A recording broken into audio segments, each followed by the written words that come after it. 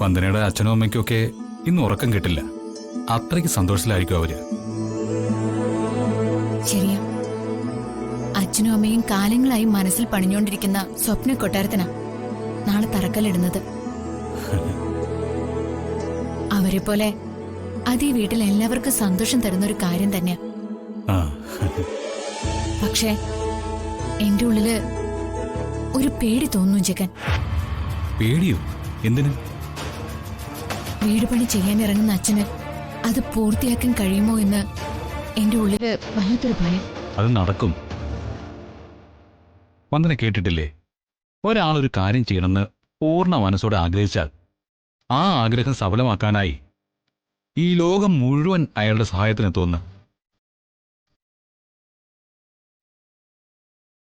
അതുകൊണ്ട് അത് നടക്കേണ്ടത് അവരുടെ ആവശ്യവും നടത്തുന്നത് ദൈവത്തിന്റെ കടമയുമാണ്. ആ വന്ദനെ, നാളെ നടക്കുന്ന കല്ലിടിയിൽ ചടങ്ങ് വന്ദനയുടെ അച്ഛനും അമ്മയ്ക്കും ഒരിക്കലും മറക്കാത്തൊരു ചടങ്ങാക്കാൻ ഞാനൊരു സർപ്രൈസ് ഒരുക്കിയിട്ടുണ്ട്. സർപ്രൈസോ? അതെന്ത് സർപ്രൈസ്? ആ അതൊക്കെ ഉണ്ട്. വന്ദന കണ്ടോ? കാണാൻ പോകുന്ന പൂരം പറഞ്ഞറിയിക്കുന്നത് ശരിയല്ലല്ലോ. എന്തായാലും ഒരു സൂചനയെങ്കിലും തന്നൂടെ?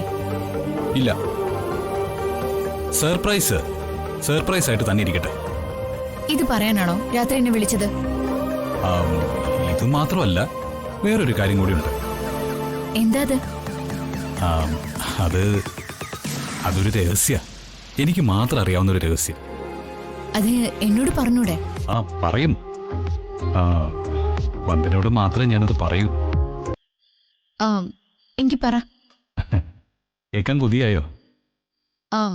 കൊതിയൊന്നുമില്ല, എന്നാലും രഹസ്യമാ, സസ്പെൻസാ എന്നൊക്കെ ഒരാളെ വിളിച്ച് ഹിന്ദി പറയുമ്പോ അതറിയാൻ ആർക്കായാലും ഒരു ആകാംക്ഷ കാണില്ലേ? അത് ശരിയാ. എങ്കില് ജഗൻ ആ രഹസ്യം എന്നോട് പറ. മുൻപായിരുന്നെങ്കില് ഞാൻ ഒരിക്കലും ജഗനോട് അതിനെപ്പറ്റി ചോദിക്കില്ലായിരുന്നു. അല്ല, മുമ്പെന്താ കുഴപ്പം? മുൻപ് ജഗൻ എന്റെ കാഴ്ചപ്പാടിൽ ഒരു റൗഡിയും തെരുവുകുണ്ടയും ആയിരുന്നു. ഇപ്പോഴോ? ഇപ്പൊ അതൊക്കെ മാറി. Thank you. എന്തിനാ താങ്ക്സ്? വന്ദനയ്ക്ക് എന്നെ പറ്റിയുള്ള ധാരണ മാറിയില്ലേ, അതുകൊണ്ട്. അത് പൂർണ്ണമായും മാറി. കാരണം ഡേമോള് മിസ്സായപ്പോ ഒരു രാത്രി മുഴുവൻ എന്നോടൊപ്പം ഉറക്കൊഴിഞ്ഞ് സഹായിച്ചയാളാ. ആ രാത്രിയില് ജഗനോടൊപ്പം ബൈക്കിൽ വന്ന് ഞാൻ സുരക്ഷിതത്വം എന്തെന്നറിഞ്ഞു.